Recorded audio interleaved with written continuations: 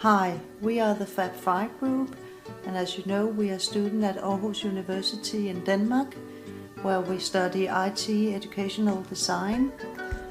This video is about the theory and our thoughts about the learning space we are going to create at the DOKK1 2 weeks from now.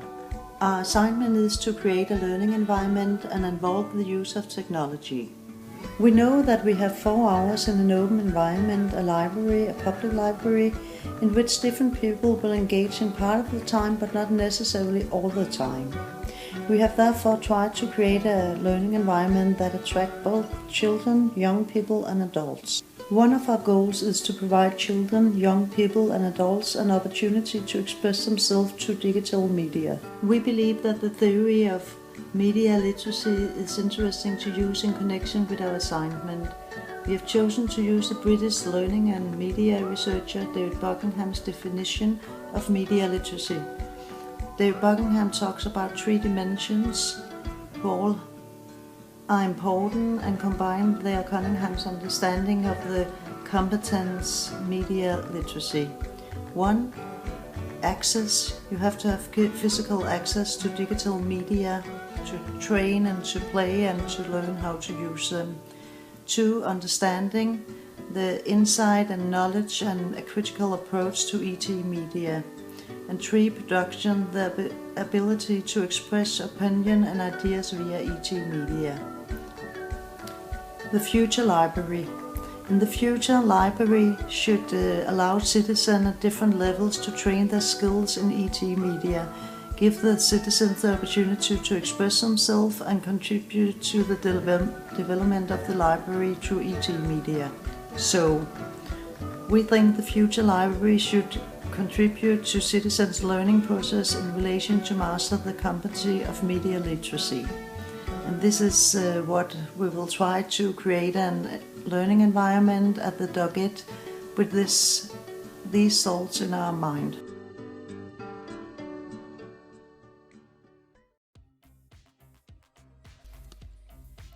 On DOKK1, we are interested in providing opportunities for knowledge sharing between the many users of the library's various offers.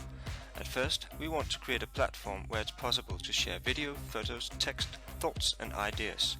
This is most feasible using Facebook, as most users are already familiar with this social media. The group setup is called Show Me Your Library, and so it goes beyond DOKK1, where it's made possible to establish contacts between libraries regionally, nationally and internationally.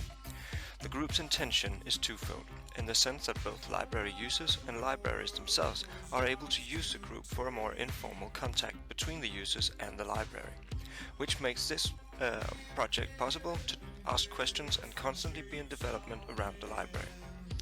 As an initial work in relation to the group running independently, we at DOKK1 will encourage those present through a stop-motion film made on the day to show what they like best about the library or show how they use it.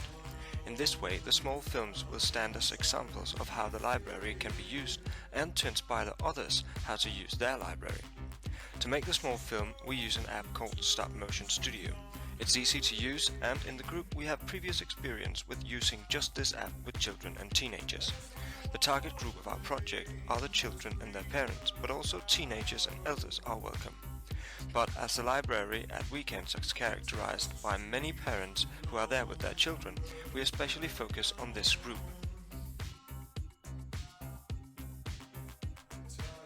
Our ideas was to do a stop-motion film as the platform for showing what the different library had to offer.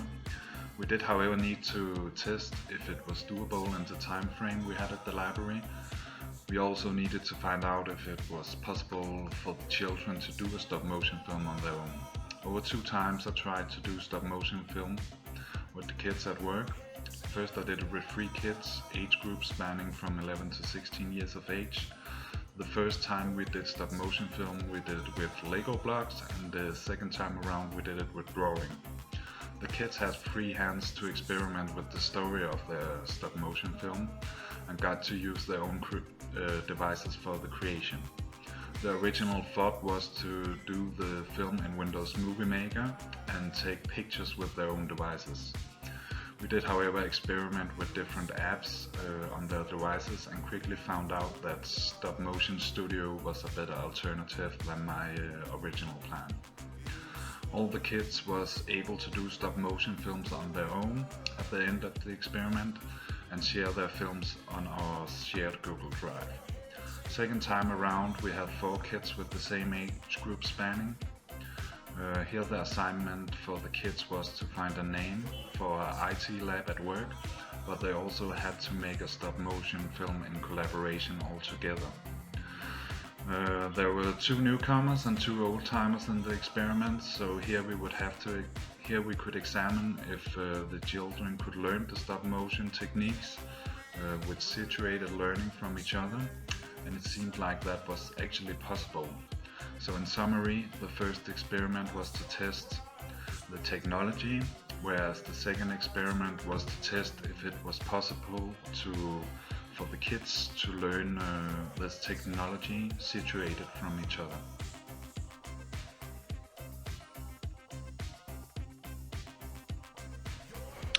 This is a recording of my library, where I want to show how I'm borrowing books and what I'm using the library for, mainly borrowing books.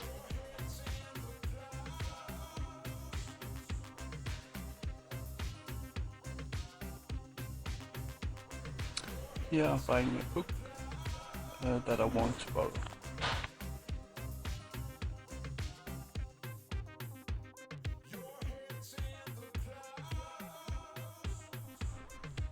Here I'm using my social security card to borrow a book, where I need to place it on the right side and then press borrow book and then press the book down so that it gets registered.